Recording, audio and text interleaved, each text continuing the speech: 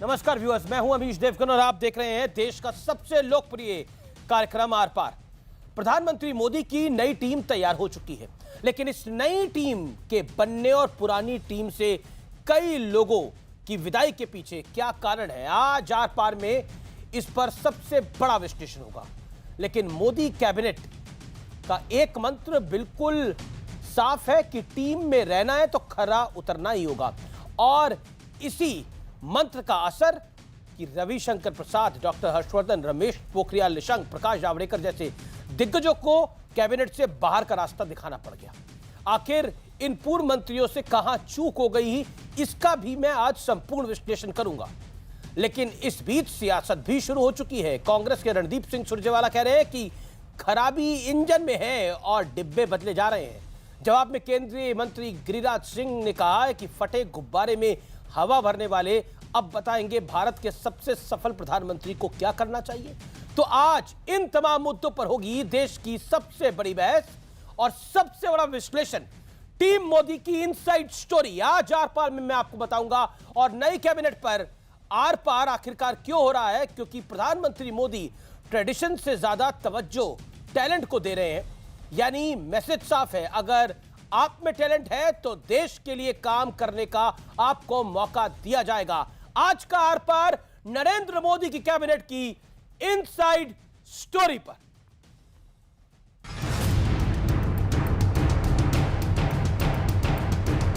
मैं अनुराग सिंह ठाकुर ईश्वर की शपथ लेता हूं कि मैं विधि द्वारा स्थापित भारत के संविधान के प्रति सच्ची श्रद्धा और निष्ठा रखूंगा। मैं भारत की प्रभुता, अखंडता अक्षुण्ण रखूंगा। संघ के राज्य मंत्री के रूप में अपने कर्तव्यों का श्रद्धा पूर्वक और शुद्ध अंतःकरण से निर्वहन करूंगी तथा मैं भय या पक्षपात, अनुराग या द्वेष के बिना सभी प्रकार के लोगों के प्रति संविधान और विधि के अनुसार न्याय करूंगा। मैं अश्विनी वैष्णव ईश्वर की शपथ लेता हूँ। शपथ ग्रहण के तुरंत बाद प्रधानमंत्री मोदी की नई कैबिनेट टीम एक्शन में आ चुकी है। स्वास्थ्य मंत्री के रूप में प्रधानमंत्री जी की अपेक्षा के अनुसार मैं काम करने की कोशिश करूंगा। जो जिम्मेदारी माननीय प्रधानमंत्री जी ने मुझे दी है, मैं उस पर खरा उतरने का हर संभव प्रयास करूंगा, और आशा करता हूं कि आप सबके सहयोग से इस जिम्मेदारी का निर्वहन ठीक ढंग से कर पाऊंगा। जो भी संभव ही काम करना है, दिल के साथ हम काम करेंगे। मेरे क्षमता से जितना काम होगा उतना मैं करूंगा। विदेश की जिम्मेवारी भी देश की ही जिम्मेवारी है। मैं विदेश का अगर मेरे को काम दिया है तो वो समझिए कि देश हित में ही दिया है, तो प्राथमिकता देश ही है। पूरे लगन के साथ, मेहनत के साथ और संकल्प के साथ उनकी अपेक्षाओं पर खड़े उतरने की कोशिश है। माननीय प्रधानमंत्री जी ने जो जिम्मेदारी मुझको कैबिनेट मंत्री के रूप में दी है और जो उन्होंने भरोसा दे करके जो जिम्मेदारी और दायित्व दिया है, निश्चित रूप से मैं उसको पूरा गंभीरता से निभाने का प्रयत्न करूंगा। जो भी इंटरमीडियरीज हैं इंडिया में, उनको देश के लॉज को पालन करना उनका तो एक दायित्व है, उनको करना ही पड़ेगा। लेकिन आज आर पार में मोदी की नई टीम का संपूर्ण विश्लेषण होगा।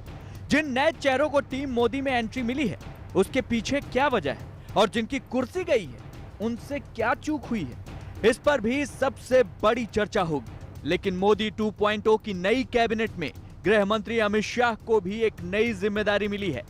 वो अब सहकारिता मंत्रालय का जिम्मा भी संभालेंगे। अमित शाह के पास सहकारी क्षेत्र का विशाल अनुभव है। वो अहमदाबाद डिस्ट्रिक्ट कोऑपरेटिव बैंक के चेयरमैन रह चुके हैं। करीब 21 साल पहले जब वो एडीसी बैंक के चेयरमैन बने, तब बैंक डूब रहा था, लेकिन मात्र 1 साल में ये बैंक मुनाफा कमाने लगा। लेकिन ये बैंक तो सिर्फ एक वानगी है। अमित शाह के विजन से गुजरात के कई कोऑपरेटिव बैंक डूबने से बच गए। हालांकि कैबिनेट की नई टीम पर विपक्ष निशाना साध रहा है। रणदीप सुरजेवाला ने ट्वीट किया, खराबी इंजन में है और बदले डिब्बे जा रहे हैं। केंद्रीय मंत्री गिरिराज ने पलटवार करते हुए कहा, फटे गुब्बारे में हवा भरने वाले अब बताएंगे भारत के सबसे सफल प्रधानमंत्री को क्या करना चाहिए। राहुल गांधी ने भी तंज कसते हुए ट्वीट किया, तो क्या अब वैक्सीन की और कमी नहीं होगी? बेगानी शादी में अब्दुल्ला दीवाना, अब इनको क्या मतलब है? और मुझे लगता है कि केवल विरोध के लिए ही विरोध करना है, तो फिर करते रहिए आप। लेकिन आज सबसे बड़ा सवाल है, क्या मोदी की नई टीम देश को नई ताकत देने वाली है? आज इसी पर होगी देश की सबसे बड़ी बहस, नई कैबिनेट पर आर पार। और अब वक्त है विश्लेषण का। सबसे पहले शुरुआत करते हैं कि आखिरकार लीक से हटकर क्यों ये कैबिनेट विस्तार है, यानी लीक से हटकर सोच का विश्लेषण करते हैं। मैं पॉइंट वाइज पॉइंट आपको बताऊंगा हर, और मंत्री क्यों हटाए गए हैं वो भी मैं बताऊंगा आपको। ट्रेडिशन से ज्यादा टैलेंट को अहमियत दी गई है, ये बात बिल्कुल स्पष्ट है, इसीलिए ये टीम भव्य नजर आ रही है। नेता ही मंत्री बनेगी वाली परंपरा को तोड़ा गया है। ब्यूरोक्रेट टेक्नोक्रेट को मोदी कैबिनेट में बड़ा हिस्सा मिला है, और सिर्फ बड़ा हिस्सा नहीं मिला, बड़े मंत्रालय भी मिले हैं, यानी ताकत भी मिली है। अगर आप में काबिलियत है तो आपको काम मिल जाएगा। 36 नेता ऐसे हैं जो पहली बार मंत्री बने हैं। मंत्रिमंडल में 25 राज्यों और केंद्र शासित प्रदेशों के नेता है। इससे पहले पीवी नरसिम्हा राव की सरकार में 26 राज्यों का प्रतिनिधित्व था, लेकिन वो मिनॉरिटी गवर्नमेंट थी। याद होगा आपको जेएमएम घूस कांड उसी समय का है। पीवी नरसिम्हा राव की सरकार में सबसे बड़ा रिप्रेजेंटेशन माना गया है 26 का। मैं बढ़ता हूं आगे। मंत्रिमंडल में महिलाओं की संख्या अब 11 हो गई है, ये एक बड़ी संख्या है। इससे पहले मुझे लगता है कि गत 20 वर्षों में इस तरह की संख्या नहीं हुई है। मोदी कैबिनेट में औसत उम्र को घटाकर 60 के नीचे कर दिया गया है, यह सबसे बड़ा प्लस है। यानी इससे पता लगता है कि हाउ कैबिनेट इज यंग। 58 61 से कम करके 58 कर दिया गया है, यह सबसे बड़ा महत्वपूर्ण हिस्सा है, यानी युवा भारत की युवा कैबिनेट। मैं बढ़ता हूं आगे। और अब अमित शाह को जो नई जिम्मेदारी मिली है उसका विश्लेषण बड़ा जरूरी है। सहकारिता क्षेत्र में उनको काम का विशाल अनुभव है। आप बोलेंगे ये जानकारी अब अमीश देवगन आप कहां से निकाल के लेके आ रहे हो। 36 साल की उम्र में एडीसीबी बैंक के वो अध्यक्ष बने। एडीसीबी यानी अहमदाबाद जिला सहकारी बैंक, 20 करोड़ से ज्यादा का घाटा था इस बैंक में, एक साल में इसको दूर करा गया। इसी साल एडीसीबी को 6.60 करोड़ रुपए का, यानी कुल मिलाकर 6.6 सीआर का मुनाफा भी हुआ। ये बड़ा आंकड़ा है। देखिए इस मंत्रालय का इस मंत्रालय की क्या इंपॉर्टेंस है मैं आपको आगे भी समझाऊंगा, लेकिन आगे का पॉइंट आप सुनिए। शाह के विजन से दर्जनों कोऑपरेटिव बैंक्स की दशा में इस देश में सुधार आया है। बढ़ता हूं मैं आगे। देश में 8 लाख से ज्यादा सहकारी समितियां हैं, जो कि बड़ी इंपॉर्टेंट है सोशल एम्पावरमेंट के लिए, फाइनेंशियल एम्पावरमेंट के लिए। गुजरात महाराष्ट्र में सबसे ज्यादा सहकारियां समिति हैं। आर्थिक के साथ सामाजिक क्षेत्र से जुड़ा है सहकारिता विभाग। मैं बढ़ता हूं आगे। गांव गरीब और किसान कल्याण इससे जुड़ा है। हाल के सालों में कई सहकारी घोटाले भी सामने आए हैं, तो यह भी महत्वपूर्ण है कि इससे क्या उस पर विराम लग जाएगा। तो अमित शाह की नई जिम्मेदारी काफी अहम है, इसको हल्के में नहीं आंका जा सकता। इससे पहले मुझे ध्यान में आता है कि किसी गृह मंत्री के पास शायद डबल प्रभार नहीं रहा है, यानी वो गृह मंत्री भी हो और किसी और विभाग का भी मंत्री हो। इससे पहले मुझे ध्यान में आता है सरदार वल्लभ भाई पटेल, जिनके पास गृह मंत्रालय भी था लेकिन इंफॉर्मेशन एंड ब्रॉडकास्टिंग भी था। उसके बाद अगर मैं इंद्रजीत गुप्ता से आगे बढ़ूं, बूटा सिंह से आगे बढ़ूं, सईद साहब से आगे बढ़ूं, फिर मैं एल के अडवाणी तक आऊं, या फिर सुशील कुमार शिंदे या पी चिदम्बरम तक भी आऊं, तो मुझे कोई ध्यान में नहीं आता। मेरी जितनी जानकारी है उसमें मुझे ध्यान में नहीं आता। लेकिन सरदार वल्लभ भाई पटेल के बाद दूसरे ऐसे देश में गृह मंत्री होंगे जिनके पास डबल जिम्मेदारी होगी, यह भी एक महत्वपूर्ण पॉइंट है। यानी सहकारिता विभाग वाकई जो कोऑपरेटिव मिनिस्ट्री है, बहुत महत्वपूर्ण मिनिस्ट्री है इस देश के लिए, जिसको पहली बार आइडेंटिटी के तौर पर नरेंद्र मोदी सरकार में शामिल किया गया है। मैं बढ़ता हूं आगे। आज विश्लेषण थोड़ा लंबा होगा क्योंकि दिग्गज मंत्रियों की छुट्टी का विश्लेषण भी करना बड़ा जरूरी है। रविशंकर प्रसाद बड़ा नाम है, दिग्गज नाम है। आईटी मंत्रालय और टेक्नोलॉजी कंपनियों के बीच जो विवाद हुआ, ट्विटर ने इनका अकाउंट भी 1 घंटे के लिए बंद कर दिया था, हालांकि वो एक वजह नहीं थी। मनमानी करने वाली कंपनियों पर लगाम में कुछ चूक हुई, ये भी एक कारण रहा। उम्र भी एक कारण हो सकता है। मैं बढ़ता हूं आगे। डॉक्टर हर्षवर्धन, पिछले 1.5 साल में सबकी नजर इस विभाग पर थी। और इसके साथ साथ कोरोना की पहली और दूसरी लहर में देश को काफी नुकसान हुआ। कोरोना की दूसरी लहर में सरकार पर बहुत सारे सवाल उठे। अंत में प्रधानमंत्री मोदी को खुद मोर्चा संभालना पड़ा। ऑक्सीजन से लेकर हर चीज का काम, रेमडेसिविर तक प्रधानमंत्री को आयोजित करनी पड़ी। उसका भी ठीकरा फूटा है डॉक्टर हर्षवर्धन पे। तीसरी बड़ी बात जो कि बड़ी महत्वपूर्ण है डॉक्टर हर्षवर्धन के लिए, ये दिल्ली से आते हैं और दिल्ली में आम आदमी पार्टी की सरकार जो कुछ कर रही थी उसके जवाब वो डॉक्टर हर्षवर्धन नहीं दे पा रहे थे उस तरीके से। वो भी एक कारण रहा फंडामेंटल तौर पर, जो मेरे सोर्सेस कहते हैं। इसके अलावा संघ से भी फीडबैक लिया गया। इसके अलावा संगठन का, यानी भारतीय जनता पार्टी के संगठन का भी फीडबैक इन तमाम मंत्रियों के लिए लिया गया है, जो मेरे पास एक्सक्लूसिव जानकारी है। मैं बढ़ता हूं आगे। प्रकाश जावड़ेकर, सूचना प्रसारण और पर्यावरण जैसे बड़े विभाग थे। कुछ मुद्दों पर सरकार के खिलाफ जमकर दुष्प्रचार हुआ। सरकार के खिलाफ दुष्प्रचार रोकने में ये पूरी तरह से नाकाम रहे, ये कहा जा सकता है। मैं बढ़ता हूं आगे। अगला नाम है रमेश पोखरियाल निशंक का। हालांकि इनका स्वास्थ्य उतना बेहतर नहीं है। मंत्री पद जाने में खराब स्वास्थ्य की बड़ी वजह है, बड़ा कारण है। शिक्षा मंत्रालय की बैठकों में ये शामिल नहीं हो पा रहे थे। पीएम मोदी को खुद मोर्चा कई जगह संभालना पड़ता था। बच्चों के साथ संवाद भी किया प्रधानमंत्री ने। सीबीएसई की परीक्षा रद्द करने का फैसला पीएम की अगुवाई में हुआ। और इसके अलावा क्योंकि उत्तराखंड से आते हैं, उत्तराखंड में अभी सीएम बदला गया है, वहां पर ठाकुर सीएम आए हैं, तो ब्राह्मण चेहरा ये थे। लेकिन अजय भट्ट ज्यादा प्रोमिनेंट ब्राह्मण चेहरा है, उनको जगह मिली है उस मंत्रालय के अंदर। बढ़ता हूं मैं आगे और अब मेरे साथ आज कौन कौन मेहमान जुड़ रहे हैं वो आपको मैं परिचय करा देता हूं। मेरे साथ आज की इस चर्चा में आलोक मेहता है और अजय आलोक है। आलोक मेहता वरिष्ठ पत्रकार हैं, कई कैबिनेट रिशफल, सरकारें बनती बिगड़ती हुई देख चुके हैं। और मेरे साथ अजय आलोक है, डॉक्टर अजय आलोक, जेडीयू के प्रवक्ता है। मेरे साथ आज समाजवादी पार्टी के अनुराग भदौरिया साहब हैं। मेरे साथ कांग्रेस पार्टी के अभय दुबे हैं, कांग्रेस पार्टी के वरिष्ठ नेता हैं। मेरे साथ नुपुर शर्मा जी हैं, भारतीय जनता पार्टी की प्रवक्ता, नेता, दिल्ली में डूसू की अध्यक्ष भी रही हैं। आप तमाम लोगों का अभिनंदन है। आलोक मेहता, आज की चर्चा आपसे मैं शुरू करना चाहता हूं। क्या आपको लगता है कि किसी भी प्रधानमंत्री का यह प्रोरोगेटिव होता है, किसी भी मुख्यमंत्री का यह प्रोरोगेटिव होता है वो अपनी टीम में किसको शामिल करे? हाल फिलहाल में इस तरह का रीशफल पिछले गत वर्षों के अंदर, पिछले 2 दशकों के अंदर हमने ऐसा रीशफल नहीं देखा जिसमें बड़े बड़े मंत्रियों की छुट्टी हो जाए और नए मंत्री आ जाए। एवरेज एज कम कर दी गई है, लेकिन क्या आपको लगता है इससे सरकार के कामकाज चौक-चौबंद हो पाएगा? देखिए अमीश जी, निश्चित रूप से जो आपने कहा, कई स्थान मंत्रालय में खाली थे और जिस तरह से कामकाज को लेकर समीक्षा होनी चाहिए। देखिए, हायर एंड फायर, हम लोग इस पॉलिसी को मानते हैं कि यदि आप काम में कहीं कमियां हैं तो उनको भी सुधारा जाए। यहाँ फायर का मतलब ये नहीं कि उनको निकाला जाए। मैं अभी भी आपकी बात का थोड़ा संशोधन भी करूँगा कि जिन लोगों को हटाया गया है या वो हटे हैं, इस्तीफ़ा दिया है बाकायदा, देखिए डिसमिस नहीं किए गए हैं, उन्होंने त्यागपत्र दिया, तो उनको कोई और काम दिया जा सकता है। पार्टी में यदि किसी का 20 साल का, 25 साल का, 30 साल का अनुभव है, जैसे डॉक्टर हर्षवर्धन है या रविशंकर प्रसाद जी हैं या प्रकाश जावड़ेकर हैं, ये सही है। उनको लेकर शिकायतें चाहे मीडिया में भी आई है, अखबारों में आया, कई संबंधित ऐसे मामले हैं जिनसे बदला गया।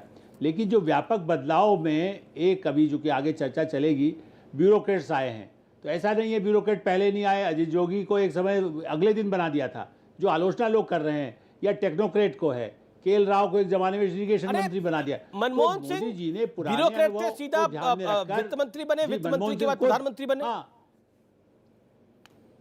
नहीं अमीर जी, और मनमोहन सिंह तो कभी कोई चुनाव नहीं, ये लोग तो फिर भी कहीं ना कहीं लोकसभा का चुनाव, कई अधिकारी ऐसे हैं जो लोकसभा का चुनाव भी लड़ते हैं, उसके बाद आगे भी ऐसी प्रक्रिया चलती है कि कभी उनको चुनाव में भेज दिया जाए। आज हरदीप पुरी जी का नाम ही लीजिए, पंजाब में हो सकता है कि अमृतसर में एक अच्छे उम्मीदवार हो 2024 में, मैं उदाहरण के लिए बता रहा हूँ, मैं नहीं प्रोडिक्शन नहीं कर रहा हूँ। तो ऐसे अनुभव मिलने के बाद वो ज़मीनी तैयार भी कर सकते हैं, जनता के संपर्क में रहने वाले लोग हो सकते हैं। तो एक कॉम्बिनेशन जो है उम्मीद की जाती है। देखिए, हम अभी भी कह रहे हैं कई बार अच्छे से अच्छे लोग फेल हुए ना। प्रणब मुखर्जी को हटाया गया, चिदम्बरम को हटा के कुछ और मंत्रालय दिया गया, प्रणब मुखर्जी को और मंत्रालय दिया गया। क्या आप ये मानते हैं कि कोई गलत वो व्यक्ति थे? मेरा मानना है कि प्रणब मुखर्जी, जिनको बाद में भारत रत्न मिला, देश के राष्ट्रपति बने, ऐसे कई बार नारायण दत्त तिवारी को कहाँ भेजा गया, वीपी सिंह को कहाँ भेजा गया। दूसरी पार्टियां जो आपने जैसे यूपीए की चर्चा की है, जिसमें गठबंधन वाले नेता थे, कई लोगों को बदलना पड़ा, चाहे वो डीएमके हो, एडीएमके हो, समाजवादी। तो मुझे ऐसा लगता है कि ये जो परिवर्तन है, ये देश के कल्याण, मैं पार्टी की बात नहीं कर रहा हूँ, बीजेपी नहीं, जो अपेक्षा जनता की है, ये जनता की अपेक्षा, अमित जी आपके प्रोग्राम देख करके भी कई परिवर्तन हुए होंगे, मैं ऐसा मानता हूँ। मीडिया की आवाज़ से भी ये बातें पहुँची है। हमारे पास ये छूट थी कि हम कहते कि देखिए अस्पतालों में कमी है, या यहाँ पर कुछ ऐसी संचार के मामलों में कहीं ऐसा कमियां हैं। तो इसलिए मेरा ऐसा मानना है कि इन सबको ध्यान में रखकर जो परिवर्तन हुआ है, तो एक सकारात्मक सोच, भूपेंद्र यादव एक अनुभवी हैं, किस तरह से उनको लाया गया है कि वो संगठन में काम किया, लेकिन आज लेबर लॉस के लिए पूरे वर्ल्ड बैंक से लेके चर्चा होती है। तो ऐसे कई लोगों को, ज्योतिरादित्य सिंधिया, देखिए वो उस मंत्रालय में, एक लाइन कह के खत्म करूंगा, ज्योतिरादित्य सिंधिया को मनमोहन सिंह सरकार, पूछ लिए सचिन पायलट या इन लोगों से, इनको काम नहीं करे, उनको लगता था राहुल गांधी से ऊपर कद ना हो जाए, इसलिए ज्योतिरादित्य आज नहीं आए, पहले से बेचैन थे। मैं तो माधवराव सिंधिया से हम लोग बहुत अच्छी तरह परिचित रहे हैं, मित्र रहे कहना चाहिए, कि उनसे संवाद होता था ऑफ द रिकॉर्ड में, तो ज्योतिरादित्य सिंधिया अंदर से तिलमिलाए हुए थे। सिंधिया के बनने पे तो कांग्रेस भी खुश है। बड़ी जिम्मेदारी दी है। नहीं आलोक जी, आप सिंधिया के मंत्री बनने पे तो कांग्रेस काफी खुश है। मेरे साथ अजय आलोक है, अजय आलोक का मैं रुख करूंगा, फिर मैं कांग्रेस, बीजेपी और समाजवादी पार्टी, मैं आलोक जी आपके पास वापस आता हूँ। डॉक्टर अजय आलोक, मेरा बड़ा महत्वपूर्ण सवाल है, आखिरकार कांग्रेस को क्यों लग रहा है कि इंजन में ही दिक्कत है, डब्बे बदले जा रहे हैं? देखिए, समस्या कांग्रेस पार्टी की है, मैंने पहले भी बोला है, नकारात्मकता मतलब कांग्रेस को क्या लगता है नहीं लगता, ये बड़ा इंपॉर्टेंट विषय नहीं है। ये सरकार कुछ भी अच्छा काम कर देगी, उसमें मीन मेक निकालेंगे ही। आप कैसे उम्मीद कर सकते हैं कि वो कुछ अच्छा करेंगे? कैबिनेट रिशफल के पहले यही लोग कोविड टाइम में पहले इस्तीफा मांग रहे थे कि स्वास्थ्य मंत्री इस्तीफा दो। कभी राहुल गांधी बोलते थे वैक्सीन की कमी नहीं है, स्वास्थ्य मंत्री इस्तीफा दो, स्वास्थ्य मंत्री ये करो, केमिकल में फर्टिलाइजर मंत्री इस्तीफा दो, सब कुछ ये करो। एक कैबिनेट रिशफल प्राइम मिनिस्टर का प्रेरोगेटिव होता है, और आप ये ध्यान देंगे कि इस रिशफल में परफॉर्मेंस, योग्यता, उम्र, सामाजिक संतुलन, क्षेत्रवार संतुलन, हर चीज़ का ध्यान रखा गया है। और कोई ये लिखवा के आया है क्या कि मैं एक बार मंत्री बन गया तो हमेशा 5 साल के लिए मंत्री रहूँगा? उभरते हुए टैलेंट्स अगर आप प्लेटफॉर्म नहीं देंगे तो इस देश में लीडरशिप की नई पौध कैसे आएगी? प्रधानमंत्री मोदी जी की एक खासियत है, जो हम विपक्ष में जब 3 से 7 थे, 14 से 17 तक, तब भी हम ये बात कहते थे कि प्राइम मिनिस्टर की एक एबिलिटी अच्छी है कि हर स्टेट में नई लीडरशिप को उभारा। आप क्लासिकल महाराष्ट्र देखिए, वहाँ पे देवेंद्र फडणवीस को उभारा, जो कभी कोई सोचता ही नहीं था कि महाराष्ट्र में कभी कोई ब्राह्मण मुख्यमंत्री बनेगा। हरियाणा में ठक्कर साहब को कोई सोचता ही नहीं था कि खट्टर साहब को भी कोई बनिया हरियाणा का मुख्यमंत्री बन सकता है। एक लीडरशिप उभारने की एक फौज है, और सेंट्रल कैबिनेट का पोस्ट देकर रिशफल करके आप एक नए जनरेशन को मौका दे रहे हैं कि वो अपनी एबिलिटी प्रूव करें। अब हमारे हर्षवर्धन जी हो गए, इतना बढ़िया काम किया उन्होंने कोरोना में, 17-17, 18-18 घंटे काम किए।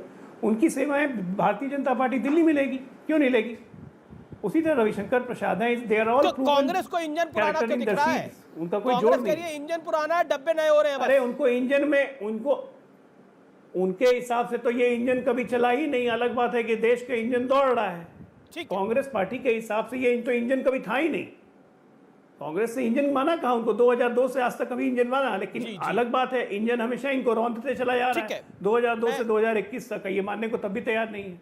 अनुराग भदौरिया, आप तो खुश होंगे, यूपी को बड़ा रिप्रेजेंटेशन मिला है इस कैबिनेट रीशफल के अंदर, तो आप तो बधाई दे रहे होंगे, या आपको भी इंजन पुराना ही दिख रहा है? बताया था फिर बोल रहा हूं।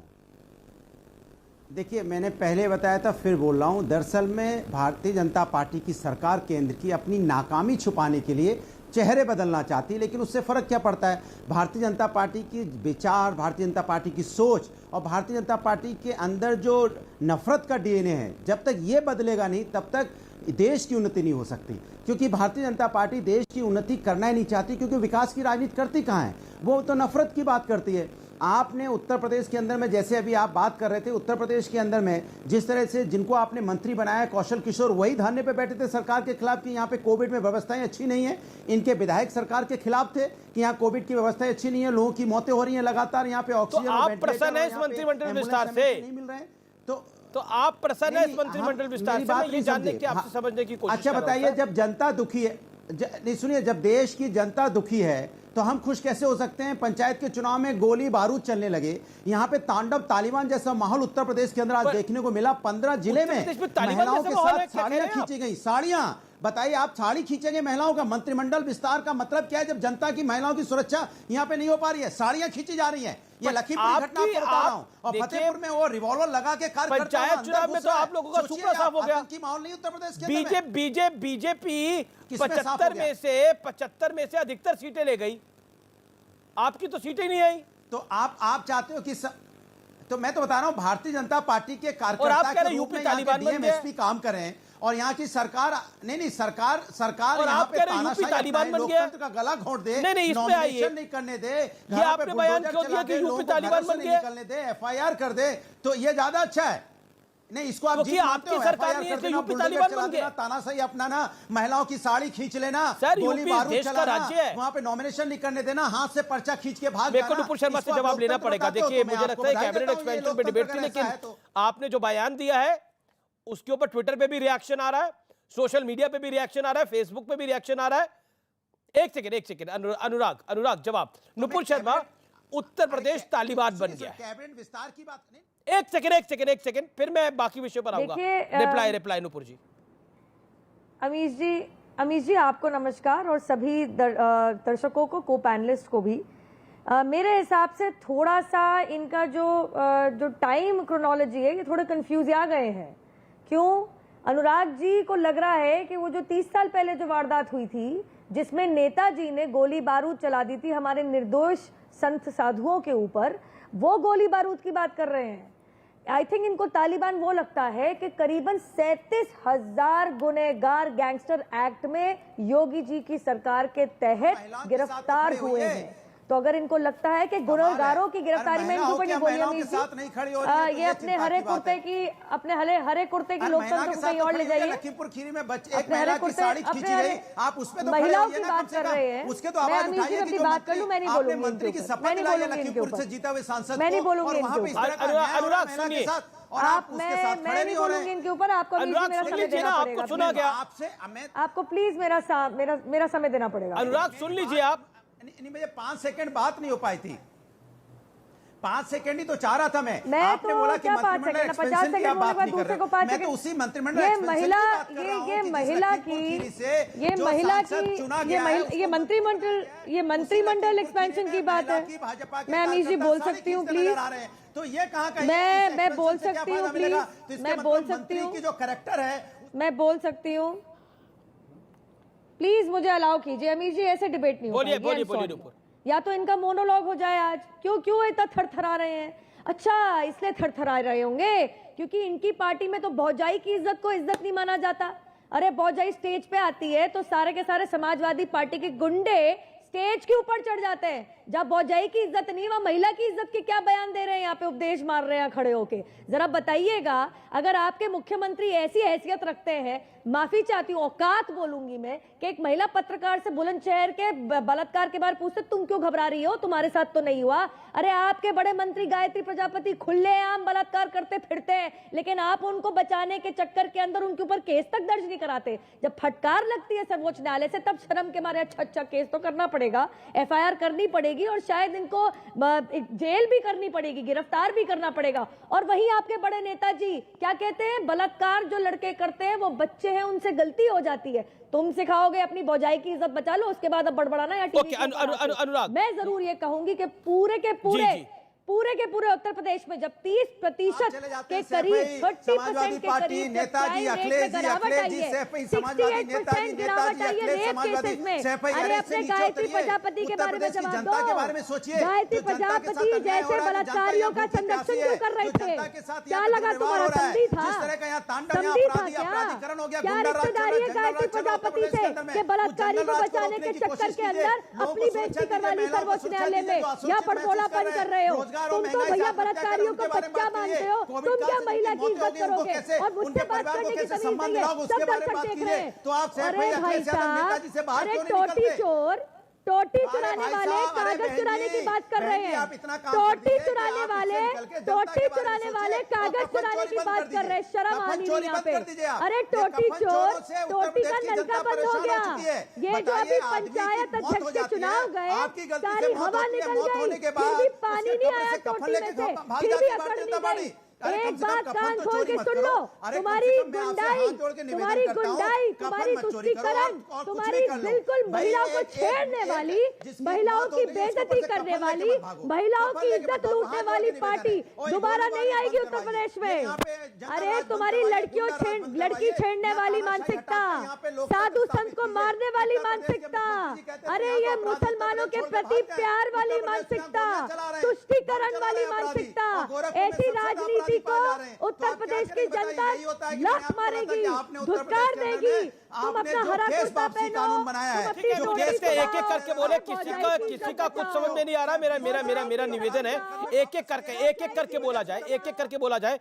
मेरे को जाना पड़ेगा, लेकिन अनुराग भदौरिया और नुपुर शर्मा आप दोनों एक एक करके बोलिए।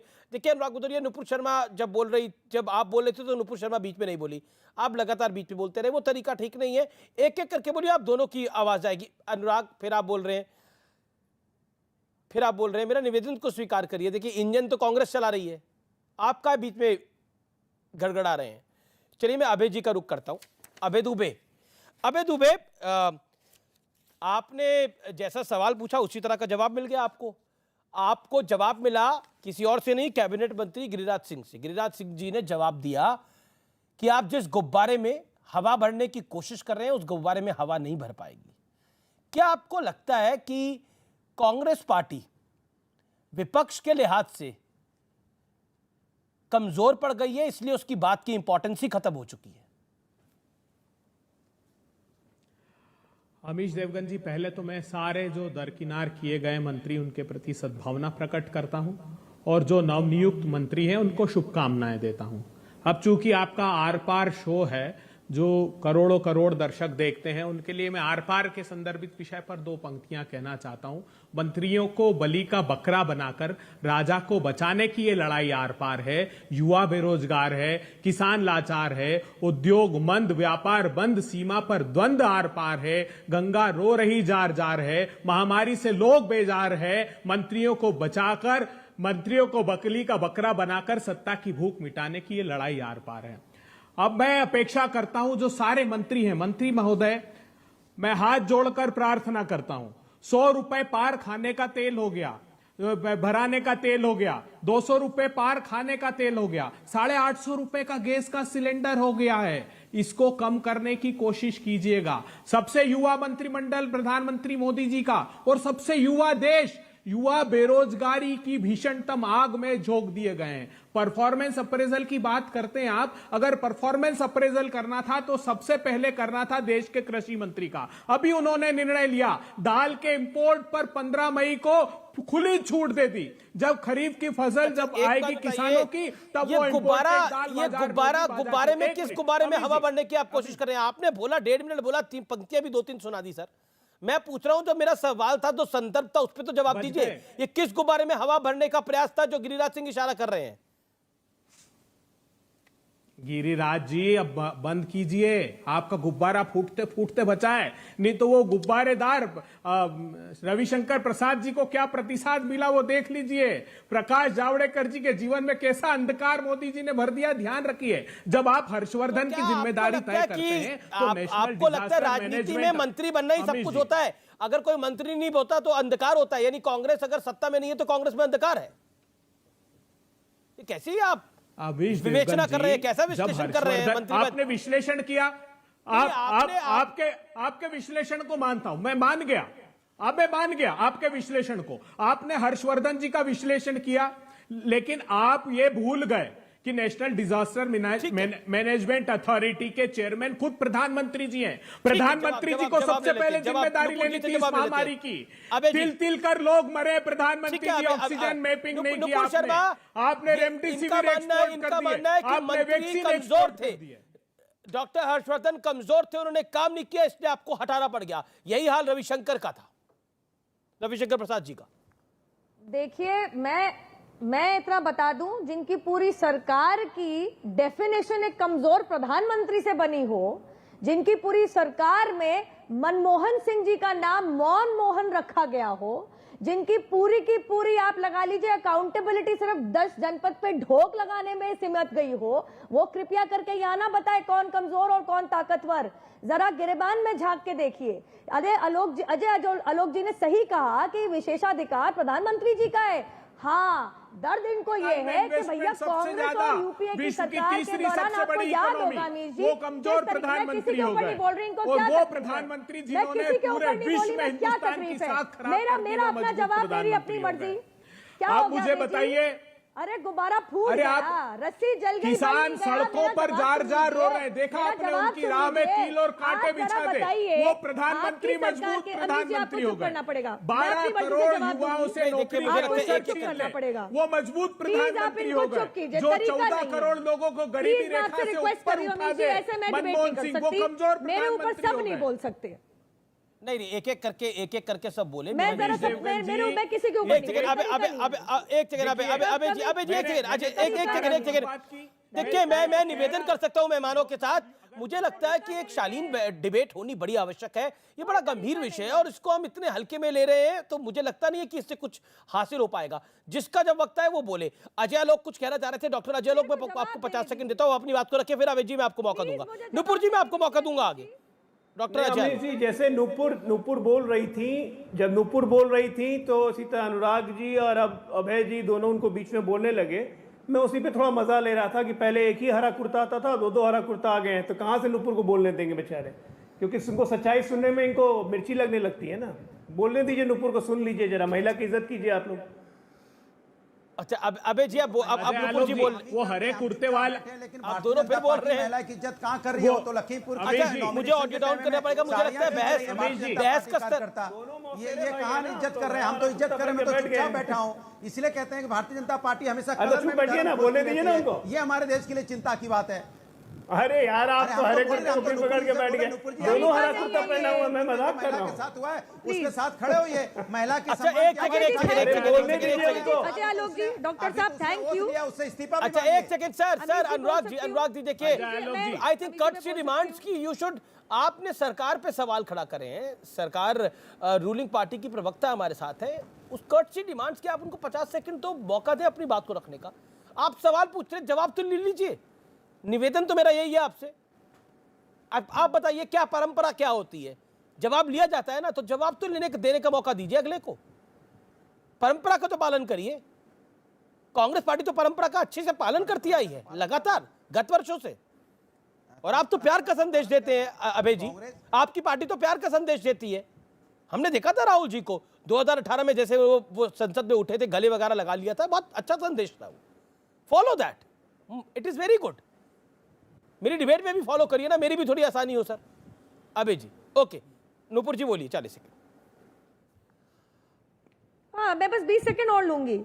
अंडर अचीवर खिताब मिला आपके प्रधानमंत्री को। हाँ, आपका दर्द ये जरूर है जो मैं कह रही थी। Doctor Alok thank you so much मेरा पक्ष रखने के लिए, लेकिन इनको मैं ध्यान दिला दूं, वो जमाना वो था जबकि एक लॉबियस्ट नीरा नाडिया नाम की फोन पे चंद पत्रकारों के साथ बात करके वो डिसाइड करते थे, वो निर्णय लेते थे कि कौन मंत्री बनेगा, कौन से पद पे बैठेगा, कौन सा पोर्टफोलियो लेगा। अरे जहां पे लॉबियस्ट ने सरकार चलाई, वो आज हमारे पे निशाना साधने की औकात रख रहे हैं, जरूरत कर रहे हैं। अरे अपने गरेबान में झांक के देख लीजिए। अच्छा, ये गिरिराज सिंह को गुब्बारा क्यों लाना पड़ा बीच में? 1241 ये आपके मंत्री को गुब्बारा क्यों लाना पड़ा बीच में? देखिए, अब देखिए अमीश जी, जाहिर सी बात है, यहाँ पे फटे बांस की तरह दो चिल्ला रहे हैं हरे कुर्ते के अंदर। गुब्बारा तो मैं कहूंगी कभी बोला है क्या? वही तो कह रही हूँ, रस्सी जल गई बल नहीं गया। इतना क्या उछल रहे हैं? ये सच में प्रेरोगेटिव, विशेषाधिकार आदरणीय प्रधानमंत्री का होता है। ऐसी क्या मिर्ची लग गई? ये तो आप मानेंगे जिन मंत्रियों की छुट्टी हुई है उनके नहीं, नुपुर 10 सेकंड में इसका जवाब दीजिए। ये तो आप मानेंगे जिन मंत्रियों की छुट्टी हुई है उनके कामकाज में दिक्कत थी ना? जिन मंत्रियों की छुट्टी हुई है उनके कामकाज में दिक्कत थी या कोई और कारण था? मैं इतना जानती हूं कि जब आज के अखबार की एक रिपोर्ट पढ़ूंगी, अमीश जी जरा सुनिएगा, क्योंकि यहाँ पे बहुत बातें हो रही हैं। 13 वकीलों को 6 डॉक्टरों को, 5 इंजीनियर को, 7 सिविल सर्वेंट को, 7 मैंने पढ़ PhD लिया। को, कल हम ही ने कल हम ही ने चलाया था। आज सुबह आपने मंत्रिमंडल अखबार में देखा मैं होगा, लोगों लेकिन को कल बता हम ही ने इस खबर को चलाया था। मैं न्यूज लोगों 18 को ने बता खबर रही को हूं। चलाया मैं था, आपको नहीं बता रही। CNBC ने खबर को चलाया था। एक सेकंड मैडम, पॉइंट ये नहीं है। My straight point is this, जिन मंत्रियों को हटाया गया उनमें कुछ कमी थी कि नहीं थी? देखिए, ये पूरा विशेषाधिकार आदरणीय प्रधानमंत्री का है। मैं बात रहा हूँ विशेषाधिकार प्रधानमंत्री जी का है भाई, लेकिन आपकी पार्टी लाइन क्या है इस विषय पर? मेरी बात सुन लीजिए। आपकी पार्टी लाइन क्या है जरूरी इस विषय नहीं के ऊपर? है क्या उन मंत्रियों का काम अच्छा था तब हटाया गया, उन काम मंत्रियों का काम बुरा था तब हटाया गया? सवाल तो बड़ा बेसिक है। ये जनता पूछेगी आपसे सवाल, क्यों नहीं पूछेगी? मैं भी आपको बेसिक आंसर दे रही हूँ अमीश जी। जी जी प्लीज दीजिए मैडम। मैं भी आपको बेसिक आंसर दे रही हूँ। विशेषाधिकार किसी को भी चुन के विधानसभा में या सांसद के अंदर भेजने का विशेषाधिकार आपके मतदाता का होता है। अब 5 साल बाद उसको पलट दिया तो आप कहेंगे नहीं भैया उसको ही बिठाओ। कहीं ना कहीं किसी का निर्णय होता है। यहाँ पे प्रधानमंत्री का विशेषाधिकार है, विधानसभा का चुनाव नहीं था, ये निकाय चुनाव नहीं था, ये मंत्रिमंडल विस्तार था जिसमें कुछ मंत्रियों की छुट्टी हुई, स्वाभाविक है, कुछ मंत्री नए हैं। मैं उस विषय पर आ ही नहीं रहा। मेरा ये सवाल आपसे, मेरा बेसिक सवाल है नूपुर सवाल। डॉक्टर निशंक, मेरा भी बेसिक जवाब है जी। डॉक्टर निशंक का बहुत अच्छा काम था, न्यू एजुकेशन पॉलिसी उन्होंने लाई, लेकिन कहीं ना कहीं उनकी तबीयत बिगड़ी। अब कोई भी कारण हो सकता है। अब गहलोत जी को बना दिया उन्होंने गवर्नर। अरे कल तो मैंने एक कांग्रेस की प्रवक्ता को ये प्रकाश जावड़ेकर कि आपने गवर्नर क्यों बनाया। अब आप मेरी बात सुनिए। जो लोग अपनी पार्टी का अध्यक्ष नहीं चुन पा रहे, वो ये बता रहे हैं कि मंत्री क्यों हटा दिए, वो मंत्री क्यों बना दिए। ठीक है, आप ओके ठीक है, ओके। अबे दुबे लगभग 2 साल हो गए मोदी सरकार को, और लगभग 2 साल हो गए राहुल जी ने त्याग पत्र दिया। राहुल जी नहीं बनेंगे, कोई गांधी परिवार से नहीं बनेगा, फिर सोनिया गांधी जी बन गई। अभी तक आप अध्यक्ष का निर्णय नहीं कर पा रहे, अभी तक आप अपना राजस्थान नहीं सिमटा पा रहे, अभी तक सिद्धू वर्सेस कैप्टन को नहीं सिमटा पा रहे आप। छत्तीसगढ़ में क्या हो रहा है वो आपके सबके सामने है। कर्नाटक में क्या कहानी चल रही है डीके शिव कुमार की और सिद्धरामैया की, आप सबके सामने है। महाराष्ट्र की स्टोरी क्या है मुझे आपको बताने की शायद आवश्यकता नहीं है, आपको मुझसे ज्यादा पता होगा। दिल्ली के अंदर, राजधानी दिल्ली में क्या खेल हो रहा है वो भी आपको पता होगा। आप अपना घर नहीं सिमटा पा रहे, आप सवाल खड़ा कर रहे हैं। बीजेपी आप पे काउंटर पॉइंट दे रही है। अमीश देवगन जी, मेरे पार्टी के प्रति सद्भावना व्यक्त करने के लिए आपका धन्यवाद। अभय दुबे ब्राह्मण आदमी हरा कुर्ता पहन ले तो तकलीफ हो जाती, और वो हरे कुर्ते वाला अंसारी जिसके साथ मिलकर भगवान राम के चंदे की चोरी कर ले, उनको डिफेंड करने आ जाते हैं टेलीविजन पर, उसकी रोज आरती उतारते हैं। अब मैं बताना चाहता हूं, हर्षवर्धन अगर स्वास्थ्य मंत्री थे और उनकी नाकामी की वजह से हटाया, तो प्रधानमंत्री जी जिसके तहत ये महामारी डील की जा रही थी, नेशनल डिजास्टर मैनेजमेंट अथॉरिटी, आप उसके चेयरमैन थे, आपकी जिम्मेदारी ज्यादा थी। संतोष गंगवार पर आरोप यह है कि मजदूरों के पलायन के वक्त उन्होंने व्यवस्था नहीं की, तो प्रधानमंत्री जी अनियोजित लॉकडाउन तो आपने लगाया था, ये बड़ी जिम्मेदारी तो आपकी बनती है। फिर प्रकाश जावड़ेकर पर आरोप यह है कि COP26 कैनबरा में सम्मेलन होने वाला है, उन्होंने कोई तैयारी नहीं की। सिंगल यूज प्लास्टिक 1 साल में हटाया जाना है, उसकी कोई तैयारी नहीं की। लेकिन प्रधानमंत्री जी इसकी जिम्मेदारी तो आपकी भी बनती है। रविशंकर प्रसाद जी ने विश्व भर में देश की ख्याति खराब की, तो आप कहां थे प्रधानमंत्री जी? सारी नाकामियों का ठीकरा मंत्री पर फोड़कर आप बच नहीं सकते प्रधानमंत्री जी। हमारा आग्रह है, जो जिस प्रकार आपने देश को आर्थिक अवनति की गर्त में डाल दिया, एक बार वित्त मंत्री का इस्तीफा लीजिए। 59 साल की सबसे निचले स्तर की क्रेडिट ग्रोथ हो गई है। आपने 20 लाख करोड़ रुपए का पैकेज तो घोषित किया, लेकिन लोगों ने लोन ही नहीं लिया, क्योंकि 90% उसका कंपोनेंट। इसके ऊपर नूपुर जी होल्ड करिए, डॉक्टर अजय आलोक रिस्पॉन्ड करना चाहते हैं। Let doctor Ajay Alok respond to this. Doctor Alok, Congress की तरफ सद्भावना दिखाने के लिए धन्यवाद। मैंने हरा कुर्ता एक विश्लेषण मैंने हरा कुर्ता एक विश्लेषण दिया था अभय जी, कि अक्सर अनुराग जी कभी रुकते नहीं है हरा कुर्ता पहनने के बाद, लगातार बोलते रहते, वैसे आप भी कर रहे थे। इसको आपने ब्राह्मण से जोड़ दिया, इसको कहते हैं अपनी कब्र खुद खोदना, क्योंकि आपकी पार्टी में तो ऐसे ऐसे ब्राह्मण हैं जिनके दादा कब्र में गड़े हुए हैं, उनको कश्मीरी ब्राह्मण बुलाते हैं। आपकी पार्टी में तो ऐसे ऐसे ब्राह्मण हैं, क्या किया जाए उसका? देश ने सुना नहीं, फिर बीच में बोल रहा है। देख लीजिए, आपकी पार्टी में ऐसे ऐसे ब्राह्मण हैं जो जनेऊ दिखाते हैं, कहते हैं मैं कश्मीरी ब्राह्मण हूँ, प्योर ब्राह्मण हूँ, और दादा पता चलता है कब्र में। ये जबरदस्ती का ब्राह्मण वामन का ये सब कार्ड मत खेला कीजिए, ये लोग आपके ऊपर उल्टा पड़ता है। दूसरा, प्रधानमंत्री जी ने क्यों हटाया, क्यों रखा, तो जाके पहले सोनिया जी से पूछ लीजिए। बिहार में लोग मरे, बेमौत मारे गए, उनके आंकड़े भी छुपाए आपने बेशर्मी से। नीतीश बाबू उन पर भी पर्दा डालते रहे। हाई कोर्ट जब आया, हाई कोर्ट ने इंटरव्यू किया, तब आपकी आंखें खुली। इससे बड़ी परेशानी आप निर्विरोध बोले, 1.5 मिनट बोले आप, 1.5 मिनट निर्विरोध। अब अजय आलोक का टाइम है, गिव हिम 40-50 सेकंड। लालू का तो उसने ऑर्डिनेंस फाड़ा था, उस वक्त भ्रष्टाचार विरोधी थे, कुछ काम करते राहुल गांधी। आप लोगों ने तो किसी काम लायक उनको नहीं छोड़ा है।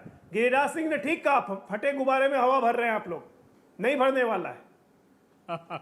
गिरिराज सिंह पूरी सरकारी गुब्बारा है ये फूटेगा। अब उत्तर प्रदेश से फूटना हवा में उड़ रही है, फटा हुआ गुब्बारा नहीं ना आप लोग की तरह। यूपी चुनाव से प्रारंभ, कांग्रेस की तरह फटा हुआ गुब्बारा नहीं ना है, निकल रही हवा। यूपी में देख नहीं लिया पंचायत चुनाव में, गोरखपुर में हार गए, लखनऊ में राजनाथ सिंह जी का पूरा सफाया हो गया, करना आपका अधिकार है। वाराणसी मोदी जी के संसदीय क्षेत्र में हमारे पूरे पंचायत की हवा निकले, आपका जन्म सिद्ध अधिकार है। रोज दिन हवन कीजिए, पूजा कीजिए, कीर्तन कीजिए कि जल्दी से एनडीए की हवा निकले, लेकिन यहाँ तो उल्टा हो रहा है, हवा और बढ़ते जा रही है। युवाओं के रोजगार की हवा निकाल दी, एनडीए 350, किसानों की आजीविका की हवा निकाल दी, उनके बोलते रहिए, राम एक कील और कांटे की छाती कीजिए, प्ले करते रहिए, खुद सुनते रहिए। मुझे लगता है, मेरे को लगता है कि एक टर्म हम सेट करते हैं। मैं देखिए, अब मुझको मजबूर करेंगे आप ऑडियो डाउन करने के लिए। अजय आलोक अपनी बात 30 सेकंड रख रहे हैं, फिर 40 सेकंड आप अभय दुबे अपनी बात रखिएगा, एक एक करके। अजय आलोक बोलिए आप 30 सेकंड, फिर अभय दुबे बोल। उसी में वाद विवाद का मजा आता है, उसी में वाद विवाद को सुनने का भी मजा आता है व्यूअर को। गिरिराज सिंह ने गलत नहीं कहा कि कांग्रेस पार्टी फटे गुब्बारे में हवा भरने का काम कर रही है। क्या गलत कहा? कांग्रेस के दिन पर दिन जो हालत हो रही है उस पर गिरिराज सिंह ने त्वरित टिप्पणी दी थी, उसको दिल से लगाने की क्या जरूरत है? एक विपक्षी होने के नाते आपका बिल्कुल अधिकार है कि आप भी मनाइए कि एनडीए के गुब्बारे की हवा निकले, लेकिन हो रहा है उल्टा। एनडीए की हवा तो और भरते जा रही है ना, हवा में और उड़ते जा रहा है। आप लोग को इतने सेनापति बना के युद्ध नहीं जीत सकते हैं।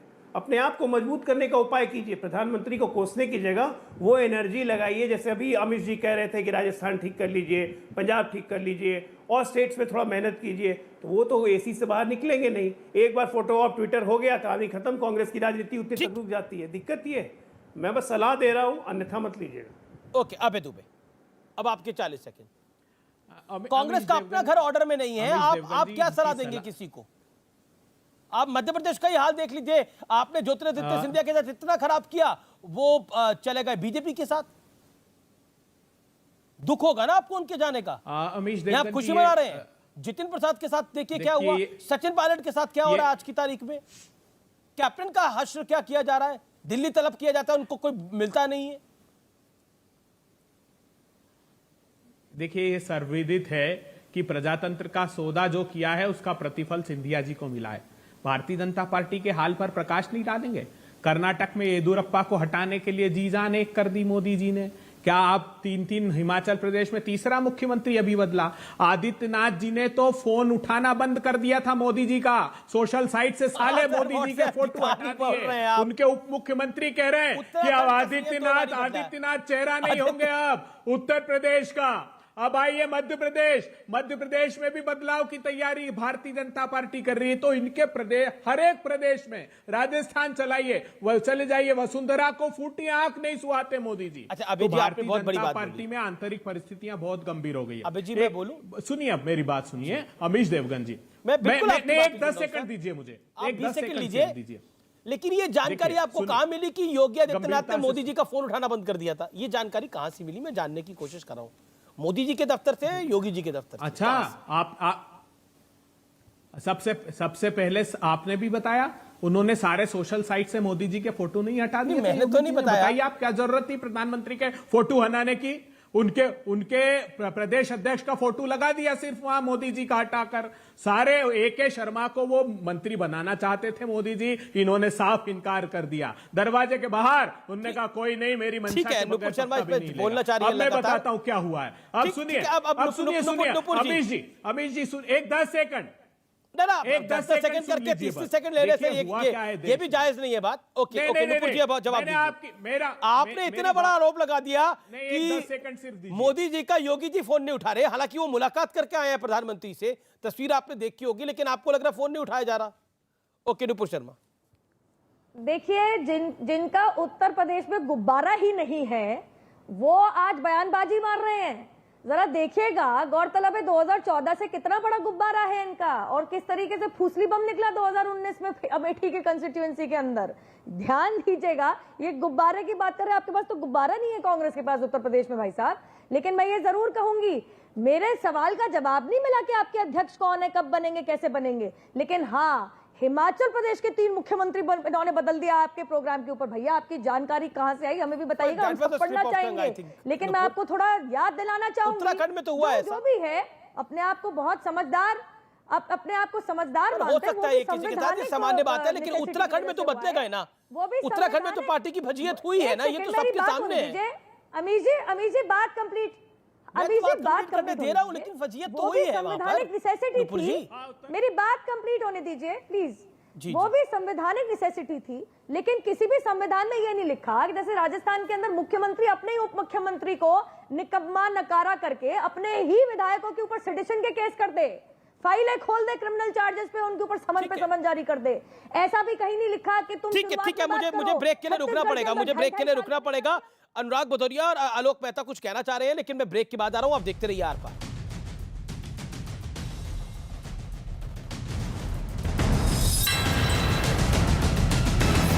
इस तरह का फेरबदल अमूमन नहीं देखने को मिलता है, इसलिए लीक से हटके काम होता है। देखिए, ये रिस्क नहीं, देखिए मुझे लगता है कि हिंदुस्तान को आगे ले जाने के लिए रिस्क की जरूरत नहीं होती है, काम करने की जरूरत होती है। ऐसा रिस्क इस बात का जिससे हिंदुस्तान की अर्थव्यवस्था ही टूट जाए, हिंदुस्तान में बेरोजगारी बढ़ जाए, हिंदुस्तान में महंगाई बढ़ जाए, हिंदुस्तान में महिलाओं पर अत्याचार बढ़ जाए, हिंदुस्तान में करप्शन बढ़ जाए। तो हमें ऐसा रिस्क नहीं चाहिए, मुझे चाहिए हिंदुस्तान को आगे ले जाने वाली सरकार। इसलिए मैं बार कह रहा हूं कि सरकार का चेहरा, सरकार के मंत्रियों का चेहरा बदलने से नहीं होगा, जनता को पूरी सरकार बदलनी पड़ेगी, तभी जाके इस देश का विकास हो पाएगा। तो उसके लिए इंतजार करना पड़ेगा 3 साल अभी और है, क्योंकि ओके आलोक मेहता, देखिए विपक्ष तो चाहता ही है कि सरकार बदली जाए, लेकिन उसके लिए तो 3 साल का इंतजार करना पड़ेगा, लेकिन उसके लिए थोड़ी मेहनत भी करनी पड़ती है। बिल्कुल, देखिए अमीश जी, मेरा यही मानना है, अभी जैसे अनुराग जी कह रहे हैं, तो उत्तर प्रदेश में अभी चाहे पंचायत के चुनाव हो, उसके बाद विधानसभा के चुनाव आने हैं, तो लोकतंत्र में आप बदल दीजिए ना। मैं तो कह रहा हूँ, प्रधानमंत्री नरेंद्र मोदी ने नारा दिया है, एक देश एक चुनाव, एक साथ देश का अगला चुनाव करा लीजिए, सारी विधानसभाएं भंग करके, कांग्रेस, समाजवादी, जितनी पार्टियां हैं, एडीएम के, तो देखिए क्या उसके लिए सब पार्टियां समर्थन करेगी? फिर कहेंगे अरे मोदी जी एकाधिकार राज चाहते हैं। तो मंत्रिमंडल में जो बदलाव हुआ है, मैं तो ज़्यादा लंबी बात नहीं कह करके 2 बातें कहूँगा कि देखिए, ग्रामीण क्षेत्रों के लिए, किसानों के लिए अभी आज की पहली बैठक में ही जो फैसला किया गया, जी स्वास्थ्य के लिए, कोरोना के लेकर के और आगे क्या रणनीति होगी, तो मुझे लगता है कि एक रिजल्ट ओरिएंटेड परिवर्तन होने चाहिए। ठीक है, और उसमें माफ कीजिएगा एक लाइन और, कांग्रेस सरकार में, क्योंकि स्वास्थ्य व्यवस्था क्यों खराब रही, कांग्रेस सरकार में एम्स के डायरेक्टर बनने के लिए 30 करोड़ रुपया रिश्वत मांगी थी मंत्री ने। मैं नाम नहीं ले रहा हूं यहां पर, और मैं नाम बता दूंगा बाहर जाकर के इनके अभय दुबे जी को। और कांग्रेस के ही व्यक्ति जो डॉक्टर के एक बहुत बड़े डॉक्टर थे, उनसे 30 करोड़ मांगा गया डायरेक्टर बनने के लिए। और ऐसे जहां जहां भ्रष्ट सरकारें मंत्री थे, वो लोग यही धंधा करते रहे, धंधा करके पैसा कमाते रहे। चिदम्बरम ने कितना लूटा, देश जानता है इस बात को। कोयला खान में मनमोहन सिंह के दस्तखत भी हैं। He was the responsible minister at that time. 23 लोग 1,30,000 करोड़ रुपए लूट कर भाग गए हिंदुस्तान का, उस पर मुंह नहीं खोलेंगे आप उस पर मुंह नहीं खोलेंगे। जो 1,30,000 करोड़ रुपए लेकर भाग गए, 25 लाख करोड़ रुपए का नॉन परफॉर्मिंग असेट हो गया। अरे नाम लीजिए ना, आप नाम लीजिए, डरते क्यों है नाम लेने में? बातें मत बनाइए। लाखों लोग मौत की आगोश में समा गए इस सरकार की